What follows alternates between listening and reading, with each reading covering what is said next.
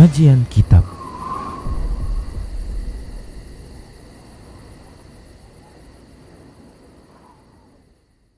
Bismillah, assalamualaikum warahmatullahi wabarakatuh. Innal hamdalillah nahmaduhu wa nasta'inuhu wa nastaghfiruh wa na'udzu billahi min shururi anfusina wa min sayyiati a'malina. Man yahdihillahu fala mudilla lahu wa man yudlilhu fala hadiya lahu. Wa asyhadu an la ilaha illallah wahdahu la syarika lahu. Wa asyhadu anna Muhammadan abduhu wa rasuluhu sallallahu alaihi wasallam. Qala Allahu tabaraka wa ta'ala, ya ayyuhalladzina amanu taqullaha haqqa tuqatih wa la tamutunna illa wa antum muslimun. Ya ayyuhan nasu ittaqu rabbakumul ladzi khalaqakum min nafsin wahidah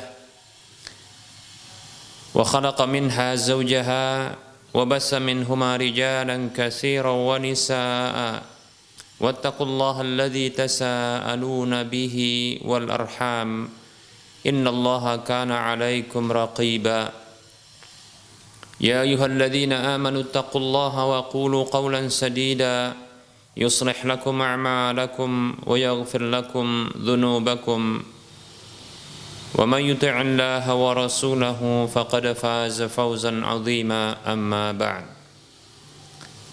فإن أصدق الحديث كتاب الله وخير الهدى هدى رسول الله صلى الله عليه وسلم وشر الأمور محدثاتها وكل محدثة بدعة وكل بدعة ضلالة وكل ضلالة في النار. Para hamba Allah rahimani wa rahimakumullah. Alhamdulillah, segala puji hanya untuk Allah, zat yang senantiasa memberikan kebaikan kepada kita. Selawat dan salam tak lupa kita ucapkan untuk Rasulullah sallallahu alaihi wasallam. Para pemirsa Rosyad TV dan para pendengar Radio Medan Mengaji, semoga Allah Subhanahu wa taala memberikan kebaikan dan perlindungannya, penjagaannya kepada kita di mana saja kita berada. Para hamba Allah rahimani wa rahimakumullah. Kita akan lanjutkan pembahasan kitab Minhajul Muslim di bab yang kedua tentang adab, dan kita masih melanjutkan pembahasan tentang adab terhadap sesama muslim. Para hamba Allah rahimani wa rahimakumullah, di antara adab terhadap sesama muslim adalah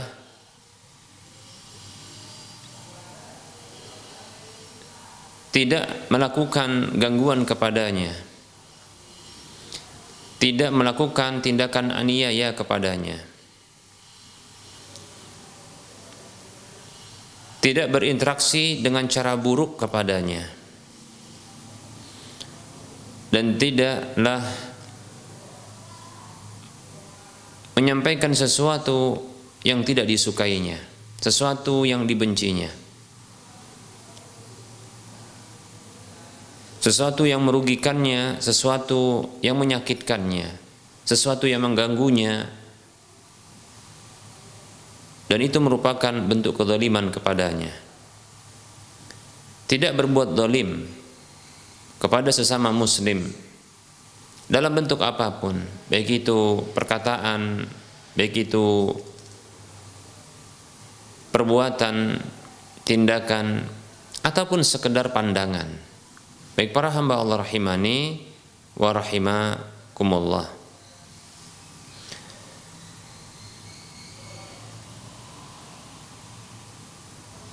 Secara umum,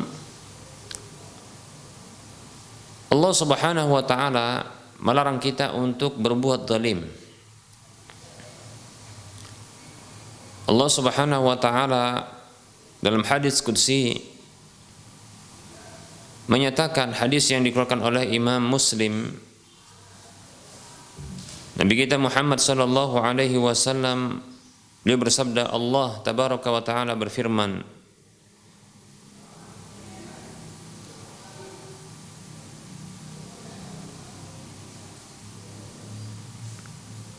Ya ibadi inni haramtu dzulma ala nafsi wa ja'altuhu muharraman bainakum wa ja'altuhu bainakum muharrama fala tadzalamu. Kata Nabi sallallahu alaihi wasallam, wahai para hambaku,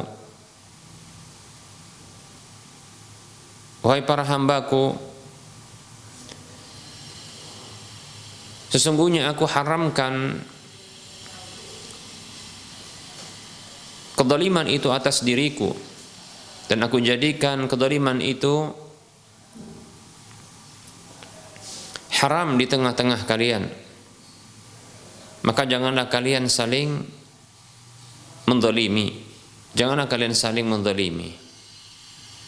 Baik para hamba Allah rahimani wa rahmakumullah, bahkan hadis ini menunjukkan kepada kita tentang larangan berbuat zalim kepada sesama. Bukan hanya kepada sesama muslim saja, bahkan kepada sesama manusia. Demikian pula barangkali termasuk di antaranya adalah larangan berbuat zalim kepada makhluk yang lainnya. Secara khusus Nabi kita Muhammad sallallahu alaihi wasallam melarang kita untuk berbuat zalim, menzalimi saudara sesama muslim. Nabi sallallahu alaihi wasallam bersabda dalam sebuah hadis yang diriwayatkan oleh Imam Bukhari, beliau sallallahu alaihi wasallam bersabda, al-muslimu akhul muslim. Al-muslimu akhul muslim, la yadhlimuhu wa la yakhdhuluhu wa la yahqiruhu. Seorang muslim adalah saudara bagi muslim yang lainnya. Janganlah dia menzaliminya, menzalimi saudaranya, janganlah dia meremehkannya, dan janganlah dia merendahkannya. Baik para hamba Allah rahimani wa rahimakumullah, dilarang bagi kita untuk menzalimi saudara kita. Ya. Kezaliman itu bisa berupa kezaliman pada hartanya. Kezaliman itu bisa pada kehormatannya. Kezaliman itu bisa pada fisiknya. Oleh karenanya Nabi kita Muhammad sallallahu alaihi wasallam beliau bersabda dalam hadis yang diriwayatkan oleh Imam Muslim dalam Kitabul Birri Wassilah. Beliau Nabi kita Muhammad sallallahu alaihi wasallam bersabda, "Kullul muslimi 'alal muslimi haramun damuhu wa maluhu wa 'irduhu." Setiap muslim atas muslim yang lainnya haram. Apa yang diharamkan? 3 hal. Karena ini adalah objek kezaliman, yaitu darahnya, yaitu fisiknya yang disakiti sampai keluar darahnya. Kemudian hartanya, kemudian kehormatannya. Ini 3 sasaran kezaliman, 3 objek kezaliman. Baik para hamba Allah rahimani wa rahimakumullah, maka diharamkan, dan tentunya apabila dilakukan maka berdosa, menzalimi saudara sesama muslim pada hartanya, pada kehormatannya, dan pada fisiknya. Pada hartanya dengan cara diambil,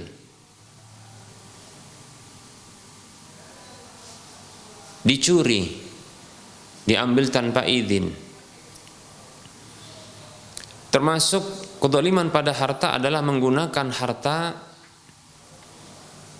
saudara tanpa izinnya walaupun dikembalikan berikutnya. Maka ini merupakan juga kezaliman, karena bisa jadi merugikan dirinya, yang sesungguhnya tidak ada hak bagi selain pemiliknya untuk menggunakannya kecuali berdasarkan izin dari sang pemiliknya. Ini bentuk kezaliman. Nah tentunya apabila hal ini dilakukan, bisa jadi sang pemilik tersebut dia akan kecarian, dia akan kehilangan, dan ketika itu dia bisa jadi mengalami kesedihan. Dikarenakan barang miliknya telah hilang. Walaupun berikutnya setelah itu dia kembali mendapatkannya. Namun ini merupakan bentuk kezaliman. Kezaliman pada harta. Yang paling tinggi kezaliman pada harta adalah merampas harta tersebut, disertai dengan adanya bentuk menakut-nakuti dan meneror, bahkan menyakiti sesama muslim. Nah, ini disebut dengan merampok, ya, bahkan sampai membunuh. Baik para hamba Allah rahimani wa rahimakumullah. Kezaliman pada kehormatan. Ini seperti contohnya adalah dicemarkan nama baiknya, dighibahi, ya, digunjingi, disebutkan hal-hal yang tidak disukai. Baik itu saudara sendiri, disebutkan kepada orang lain hanya karena kekesalan, bukan mencari solusi penyelesaian, namun hanya mengungkapkan kekesalan, lantas menceritakan keburukan-keburukan saudara-saudara dan keluarga. Maka ini termasuk ghibah. Nah, ini tentunya dosa, karena ini merupakan bentuk, ya, kezaliman pada kehormatan. Berbeda halnya apabila menyampaikan hal tersebut kepada orang lain untuk mencari solusi, untuk mendapatkan penyelesaian masalah tersebut. Ini berbeda, ya. Karena kita dapatkan ada beberapa sahabat Nabi SAW, baik laki-laki atau perempuan, yang datang kepada Nabi sembari menyebutkan tentang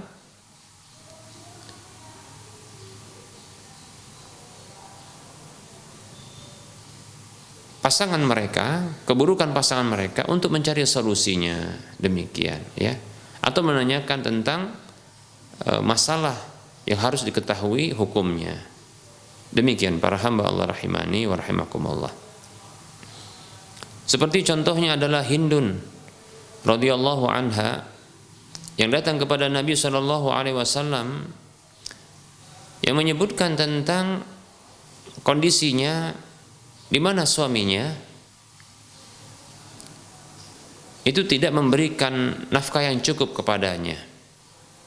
Nah, tentunya dalam penyampaian ini ada penyebutan cacat, keburukan suami, dan itu sebuah keharusan agar diketahui masalah, lalu dicarikan solusinya, demikian. Kata Hindun kepada Nabi SAW, Hindun mengatakan radhiyallahu anha, sesungguhnya Abu Sufyan adalah laki-laki yang pelit. Ia tidak memberikan kecukupan nafkah kepadaku dan kepada anakku. Sementara aku mengambil hartanya dan dia mengetahuinya. Apa kata Nabi SAW? Khudhi ma yakfiki wa waladiki bil ma'rufi. Oh, kama qala sallallahu alaihi wasallam. Kata Nabi SAW, ambillah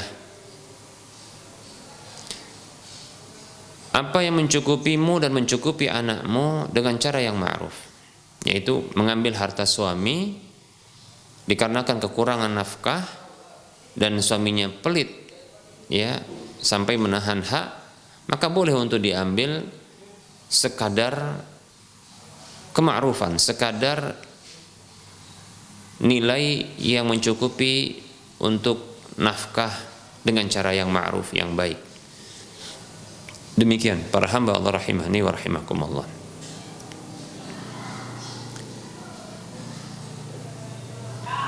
Jadi menyebutkan keburukan ketika ada keperluan untuk mencari fatwa, untuk mendapatkan solusi dari masalah, maka ini dibolehkan insyaallah taala.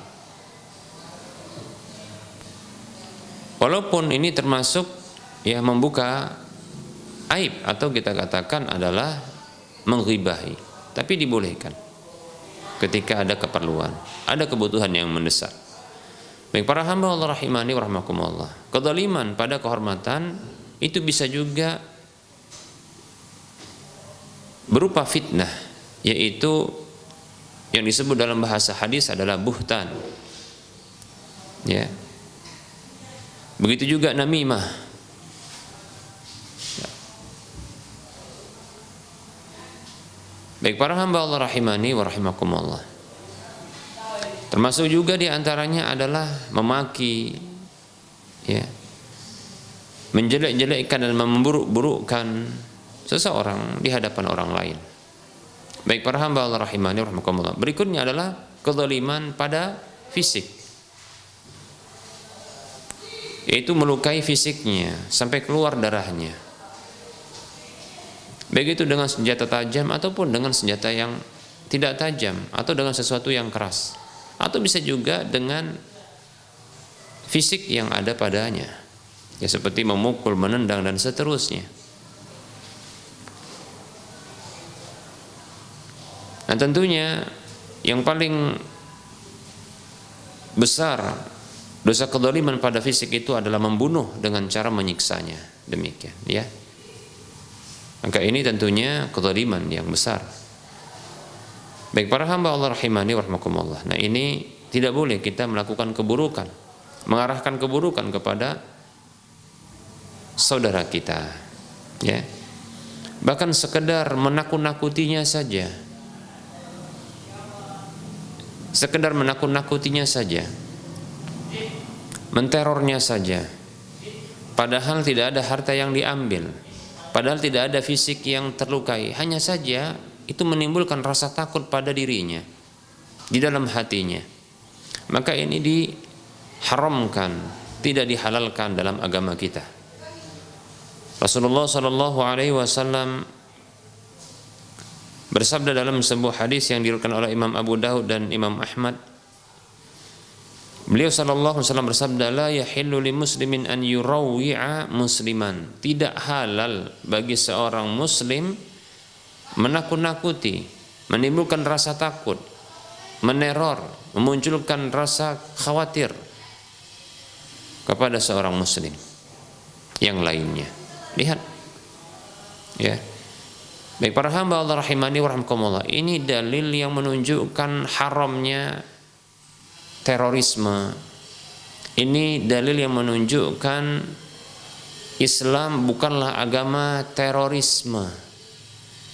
Islam tidak melegalkan terorisme dengan alasan apapun dan dengan nama apapun, atas nama apapun. Tidak dibenarkan. Memunculkan rasa takut pada diri seorang muslim, bahkan bukan hanya satu orang, banyak orang, maka ini merupakan bentuk keharaman, sesuatu yang tidak dibenarkan, dan ini bukanlah perkara yang disyariatkan dengan nama apapun, atas nama apapun, ya. Disebut dengan jihad, ini bukan jihad kalaulah menimbulkan rasa takut kepada sesama muslim. Baik para hamba Allah rahimani wa rahimakumullah. Teror bukan bagian dari agama kita. Terorisme itu sesungguhnya perkara yang diharamkan dalam Islam. Meletakkan bom-bom peledak yang akan meledak di jalanan, yang bukan hanya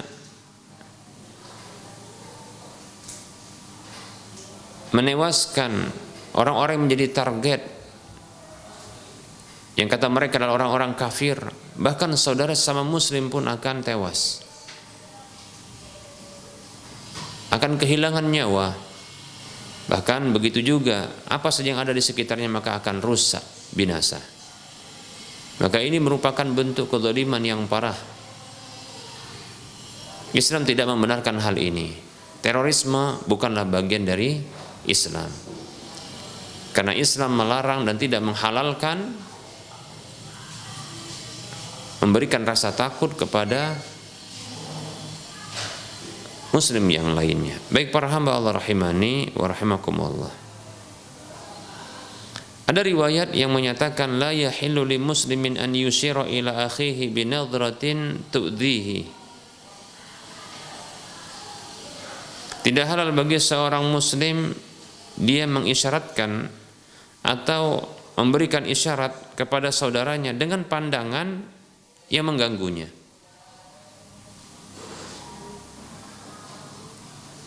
Hadis ini apabila disandarkan kepada Nabi SAW, maka ini hadis yang didhaifkan oleh Syekh Al-Albani rahimahullahu ta'ala. Namun maknanya benar. Bisa jadi ini adalah ungkapan selain Nabi Muhammad SAW seperti ungkapan sahabat. Bisa jadi juga ini adalah ungkapan tabi'in, tabi'ut tabi'in. Namun ini adalah ungkapan yang benar. Ya, tidak halal memang bagi kita untuk mengganggu saudara kita walaupun dengan pandangan saja. Ya, ada sebagian orang yang mereka memberikan isyarat-isyarat dengan pandangannya, ya, yang ini ternyata pandangan itu menunjukkan merendahkannya. Ya, ada orang yang memandang orang lain dengan pandangan rendah, dan seseorang yang dipandang tersebut merasakan dia direndahkan dengan pandangan tersebut. Ya, seperti kalau ada orang yang datang, lantas kita pandang dari atas ke bawah, dari bawah ke atas, demikian sembari mungkin kita mengernyitkan ya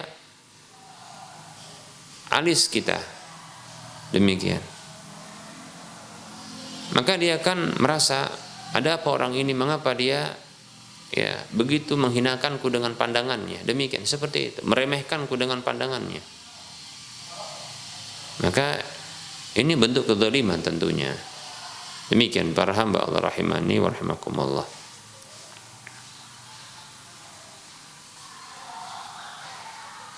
Ini tidak dihalalkan bagi kita untuk ya melakukan gangguan kepada sesama muslim. Demikian pula ada riwayat yang menyatakan innallaha yakrahu adzal mu'minin. Sesungguhnya Allah tidak menyukai, membenci.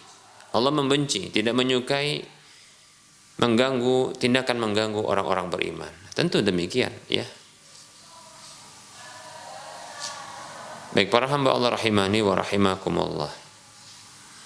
Selain seorang muslim, seorang mukmin, dia menjaga dirinya, baik itu tangannya, kakinya, lisannya, atau apa saja yang ada pada dirinya, untuk tidak mengganggu saudaranya. Karena itu tuntutan dari keislamannya dan keimanannya.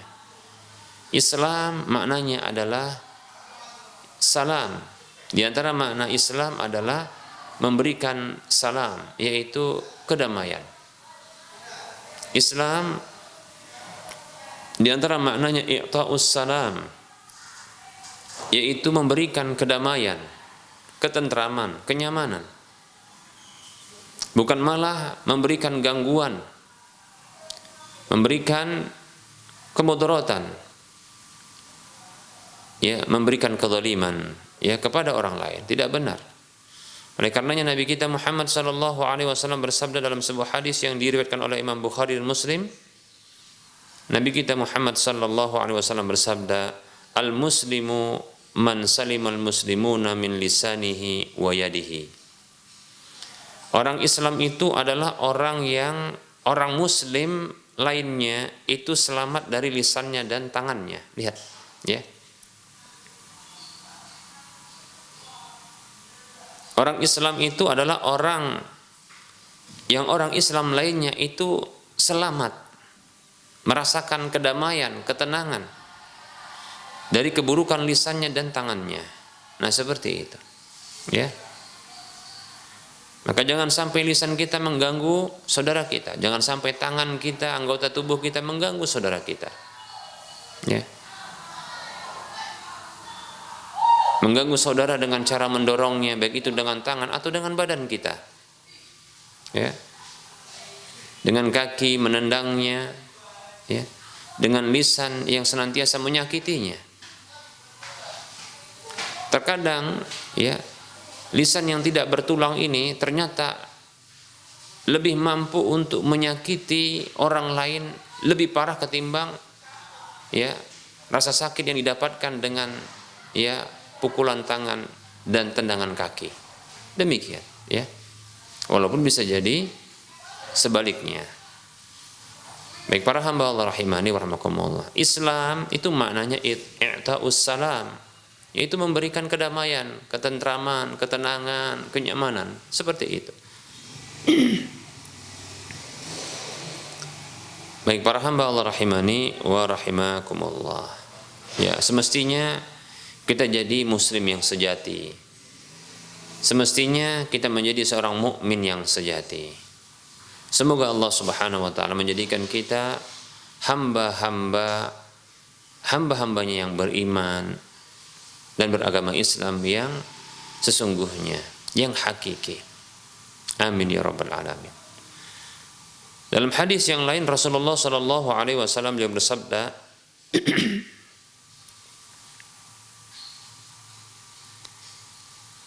Al-mu'minu man aminahu al-mu'minuna ala anfusihim wa amwalihim.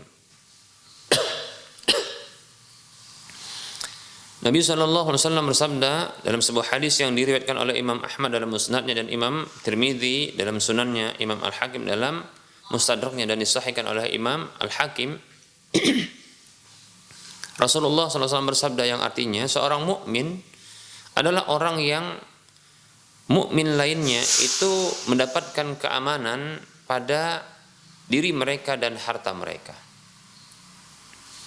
Jadi orang mukmin tidaklah mendolimi diri orang mukmin yang lainnya, tidak mendolimi harta orang mukmin yang lainnya. Demikian.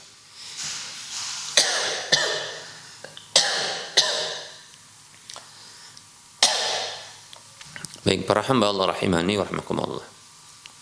Ini tuntutan keimanan, tuntutan keislaman.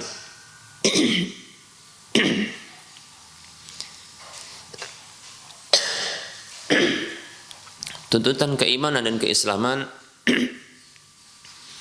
dari setiap mukmin dan muslim untuk dia tidak menzalimi, tidak menyakiti dan tidak mengganggu saudaranya sesama muslim, sesama mukmin, baik itu pada kehormatannya, pada dirinya, pada fisiknya maupun pada hartanya. Demikian para hamba Allah rahimani wa rahimakumullah. Semoga materi ini yang kita sampaikan pada pertemuan kali ini bermanfaat. Kita buka sesi soal jawab ya bagi para pemirsa yang ingin berinteraktif. Silakan hubungi nomor layanan kami di nomor 08 12 12 12 8834.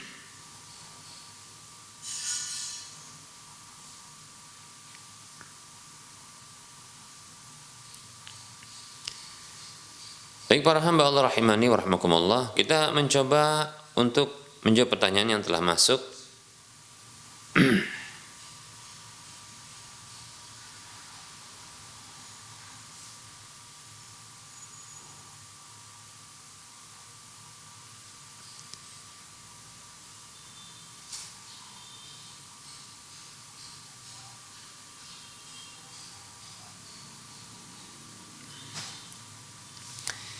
Bismillah, assalamualaikum warahmatullahi wabarakatuh. Ustadz, bagaimana sikap suami jika istri memperlakukan suami kasar dan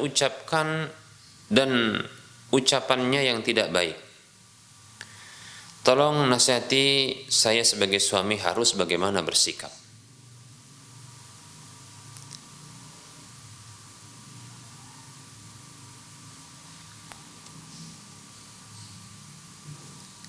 Waalaikumsalam warahmatullahi wabarakatuh.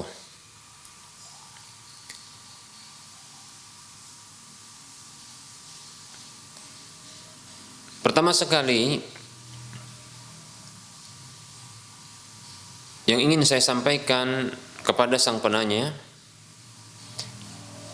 adalah nasihat sabar.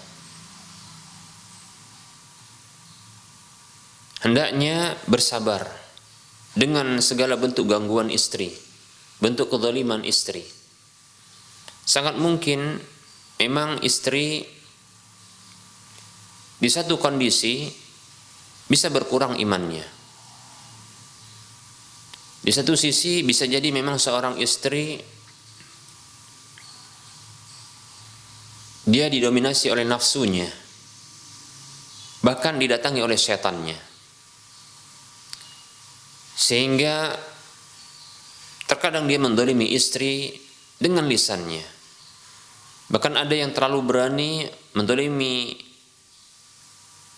suami, seorang istri mendolimi suami, ya, itu dengan fisiknya.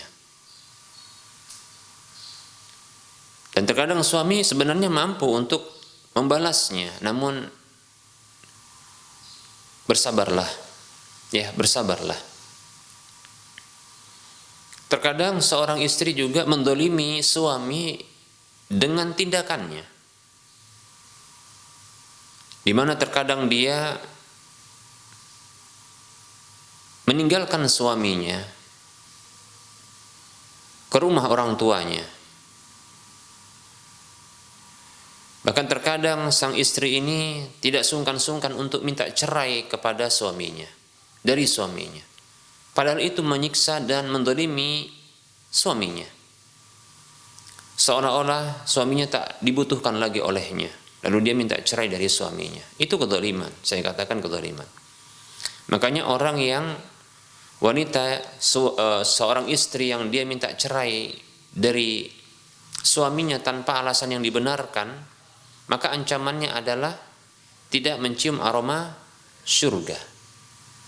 Kata Nabi SAW dalam sebuah hadis yang diriwayatkan oleh Imam Ibnu Majah dan yang lainnya, Rasulullah bersabda SAW, ayyuma imra'atin sa'alat at-talaqa min zawjiha min ghairi ma ba'sin faharamun 'alaiha raihatul jannah, atau kama qala SAW. Wanita mana saja yang minta cerai dari suaminya tanpa alasan yang dibenarkan, maka haram baginya aroma surga. Demikian. Baik, ya.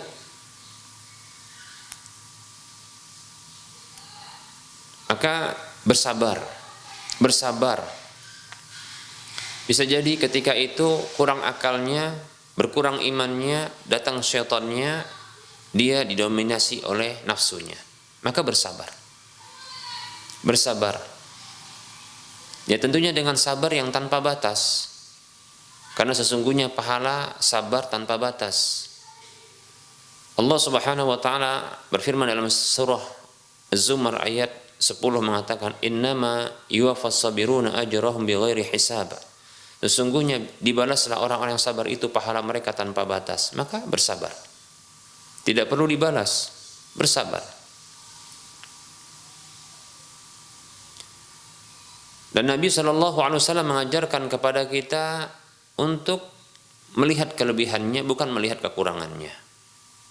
Ini trik yang kedua atau cara yang kedua, nasihat yang kedua, yaitu melihat kelebihannya. Kalau kita fokus kepada kekurangannya dan kesalahannya, kejelekannya, keburukannya, maka habis sudah, pupus sudah. Maka sangat mudah bagi syaitan untuk mencerai-beraikan hubungan rumah tangga tersebut. Ya.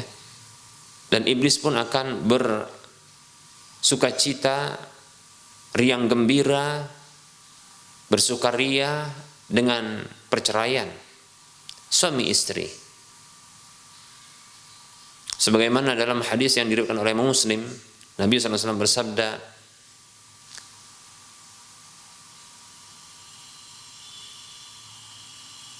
inna iblisa yada'u arsyahu 'alal ma'i.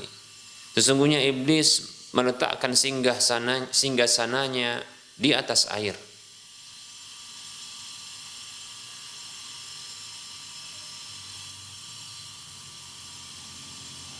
Dan sesungguhnya bala tentara yang paling dekat dengannya, kedudukannya adalah yang paling besar bala musibahnya kepada manusia.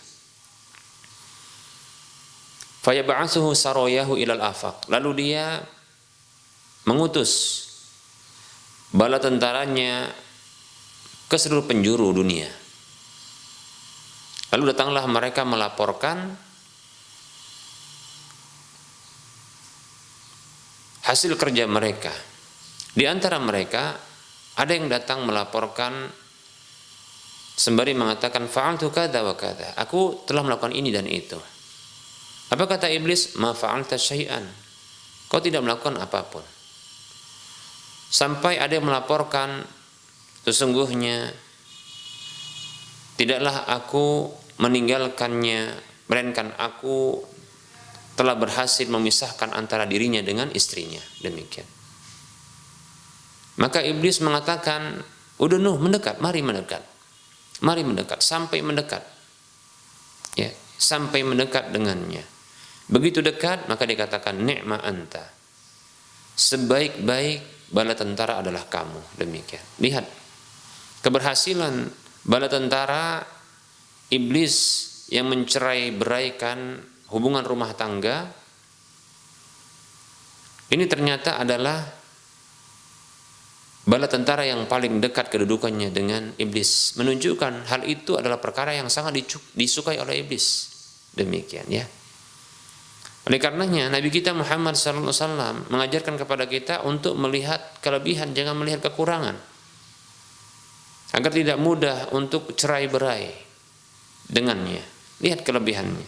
Maka setiap pasangan ya itu wajib untuk melihat kelebihan pasangan yang lainnya. Bukan hanya suami kepada istri, demikian pula istri kepada suami hendaknya melihat kelebihan, bukan melihat kekurangan. Seperti itu. Secara khusus Nabi SAW bersabda, la yafraku mu'minun mu'minatan in kariha minha khuluqan radiya minha akhara. Janganlah ada seorang mukmin laki-laki yang membenci mukmin perempuan. Maksudnya adalah seorang suami yang beriman membenci istri yang beriman. Jangan sampai ada yang demikian. Lihat Nabi SAW tidak menggunakan kalimat suami dan istri, tapi menyebutkan seorang laki-laki beriman dengan perempuan beriman. Karena ini merupakan ciri keimanan. Jangan sampai membenci seseorang yang punya keimanan. Begitu. Termasuk istrinya yang punya iman. Ya. In kariha minha khuluqan radiya minha akhara. Kalau dia tak suka dari salah satu karakternya, maka dia bisa ridho dari yang lainnya. Demikian, seperti itu. Nah, di sini faedah yang bisa kita ambil atau perkara yang bisa kita simpulkan dari hadis ini bahwasanya di antara bentuk tuntutan keimanan, bukti dan tanda keimanan adalah mampu melihat kelebihan, bukan melihat kekurangan. Tatkala banyaknya kekurangan, sesuatu yang mengecewakan, maka lihat kelebihan. Nah, seperti itu. Ini tuntutan keimanan. Dan di antara kelebihannya itu adalah keimanan itu. Jadi ketika pasangan sudah punya keimanan, itu sudah kelebihan. Lebih-lebih ternyata istri yang tadi mungkin berlaku kasar, ucapan yang tidak baik, itu adalah wanita yang menutup auratnya. Alhamdulillah, itu kelebihan. Bisa jadi dia mengucapkan kalimat yang kasar dan tidak baik itu, atau tindakan yang tidak baik itu, ketika itu nafsunya mendominasi, syaitannya datang menghampiri, ya, akalnya disisihkan di sebelah kiri, ya, bukan dipakai di tengah begitu, ya. Jadi dia tidak sadar bahwasanya dia sedang mendolimi sang suami. Padahal dalam satu hadis, apabila seorang istri menyakiti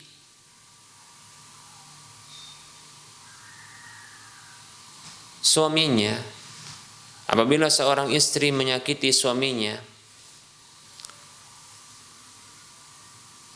maka berkatalah istri yang ada di surga dari kalangan bidadari, kepada wanita tersebut walaupun tak didengar olehnya, tapi ini menunjukkan kecemburuan terhadap istri bagi laki-laki yang beriman tersebut, yang dia ternyata termasuk penghuni surga. Istrinya telah Allah ciptakan untuknya di surga, memperhatikan suaminya yang ternyata sudah beristrikan wanita dunia. Namun ternyata wanita dunia ini istrinya menyakitinya. Maka tidak terimalah istrinya dari kalangan bidadari yang di surga itu sembari mengatakan la tu'dhi, jangan kau sakiti dia. Qatalakillah, semoga Allah memerangimu. Kalau bahasa kita mungkin semoga Allah membunuhmu, semoga Allah mencelakakanmu. Fa innama huwa dakhilun indaki, sesungguhnya dia hanya menyusup sebentar di sisimu. Yushiku an yufariqaki ilaina, hampir-hampir saja dia itu berpisah denganmu menuju kami. Demikian. Mengapa? Karena di akhirat, seperti yang pernah kita sampaikan ketika membahas tentang ya hak suami dan istri, bahwasanya akhirat itu satu hari di akhirat 50.000 tahun dalam hitungan dunia. Jadi baginya tidaklah lama untuk menanti suaminya yang berpisah dari dunia ini, apalagi berpisah dengan istri yang buruk akhlaknya, jelek karakternya, demikian.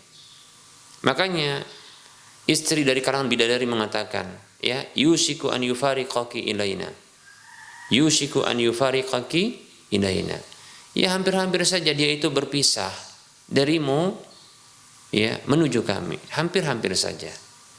Sekedar menyusup saja sebentar, tak lama, demikian, seperti itu. Tapi ketika disakiti suaminya yang kelak menjadi penghuni surga, itu dia tidak terima, dia doakan dengan keburukan, demikian, ya. Tapi walaupun demikian, nah ini sebagai hiburan bagi para suami yang mereka ini terzalimi oleh istrinya yang di dunia ini. Kalau kita disakiti oleh istri kita di dunia, sesungguhnya masih ada yang belain. Yang belain kita itulah istri kita dari kalangan penghuni surga, yaitu bidadari. Demikian, seperti itu. Kalau kita termasuk penghuni surga, demikian, ya. Maka bersabar, lalu lihat kelebihan, ya, seperti itu. Selamat mencoba. Wallahu ta'ala a'lam.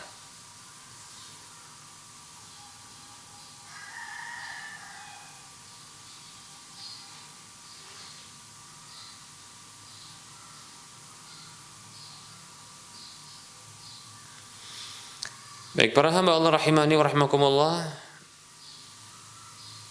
Pertanyaan berikutnya,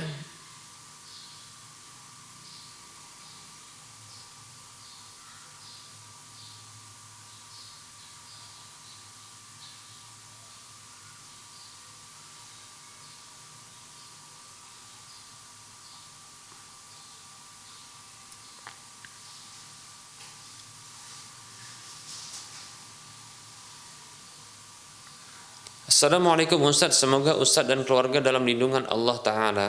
Izin bertanya, apakah termasuk ikhtilat ketika saya naik angkutan kota, di mana di situ terdapat laki-laki dan wanita? Jazakallahu khairan.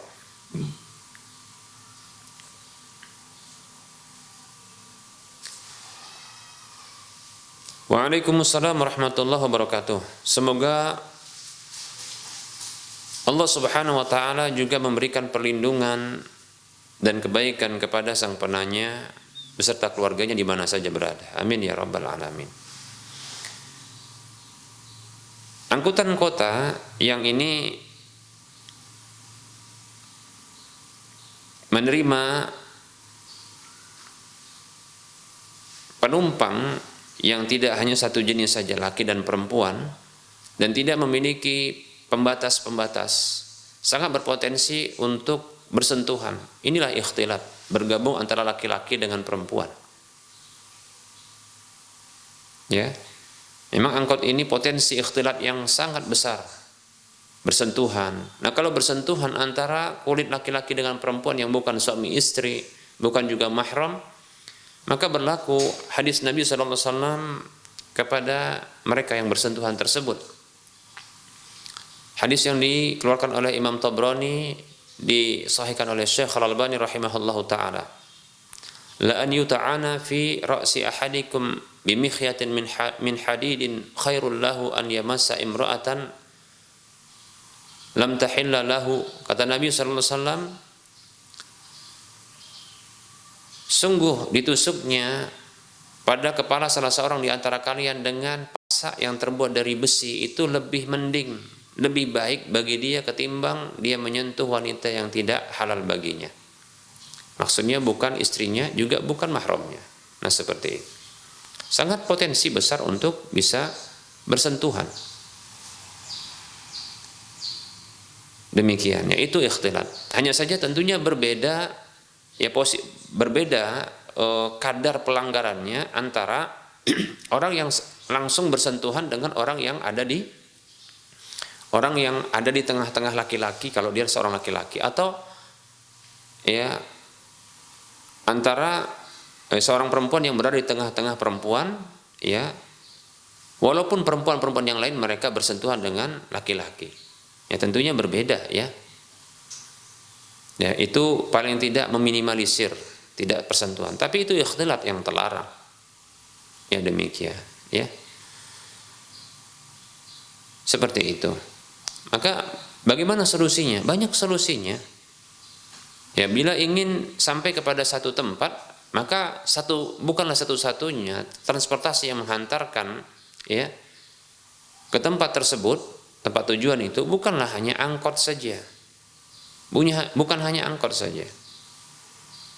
Ya. Bisa taksi, bisa becak, demikian. Yang paling aman adalah mobil. Namun tentunya ini kan mahal. Paling tidak setidaknya sepeda motor. Bagi laki-laki ini nyaman insya Allah. Bagi perempuan hanya yang dikhawatirkan satu, yaitu terpaan angin yang ini bisa menyibak auratnya, atau ya menekan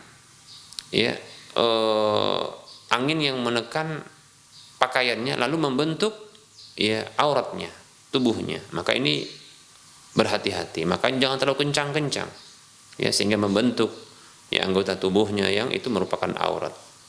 Seperti itu, ya.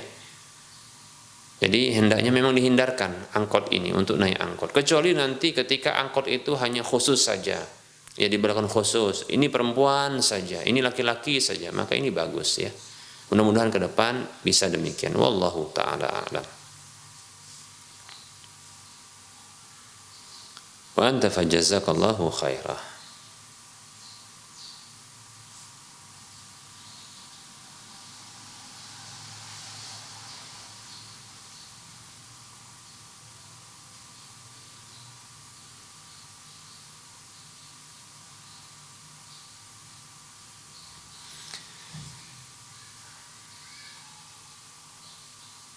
Ada pertanyaan, Assalamualaikum warahmatullahi wabarakatuh. Ustaz, saya mau bertanya, donasi ataupun membuat proposal untuk dana bantuan pendidikan seseorang, apakah ini masuk ke dalam meminta-minta sebagaimana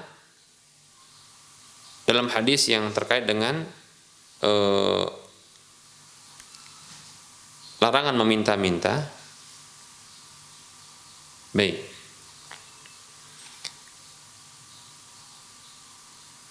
Waalaikumsalam warahmatullahi wabarakatuh.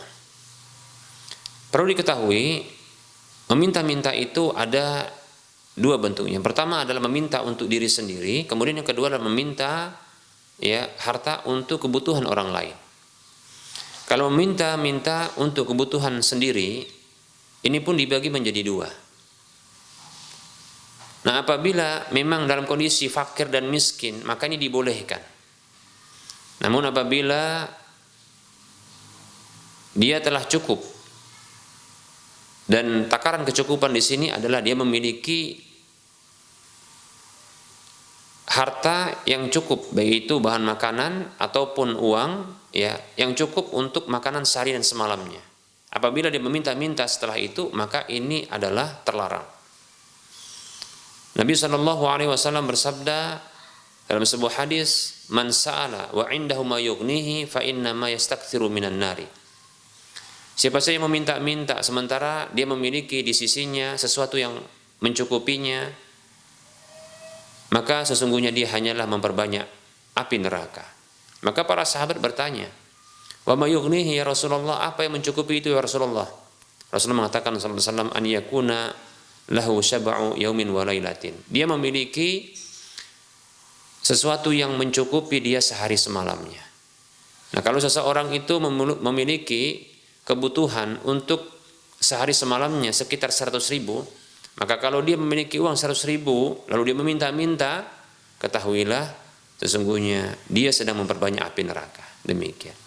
Tapi kalau dia ternyata tidak memiliki harta sebanyak itu, tidak cukup baginya, ya bahkan mungkin tidak ada harta yang dengan harta itu atau uang itu dia bisa makan untuk hari itu, maka dibolehkan dia minta-minta. Tapi sekadar apa yang memenuhi kebutuhan dia di hari itu. Demikian. Seperti itu. Baik.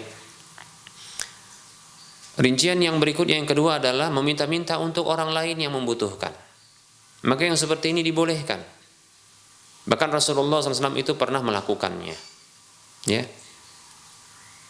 Ketika ada satu kabilah yang membutuhkan, ya, atau beberapa orang membutuhkan bantuan, maka Rasul memotivasi para sahabat untuk, ya, berdonasi. Para sahabat, ya, untuk mereka mengumpulkan uang, mengumpulkan harta. Bahkan Nabi SAW pernah memberikan motivasi dengan mengatakan, "Man sanna sunnatan hasanatan." Siapa saja yang memberikan, ya, contoh teladan yang baik, ya, maka dia mendapatkan pahala orang yang mengikutinya tanpa mengurangi pahala orang tersebut sedikit pun. Demikian. Ya. Seperti itu. Jadi tidak masalah bila memang mengumpulkan donasi untuk orang lain yang memang membutuhkan. Wallahu ta'ala a'lam.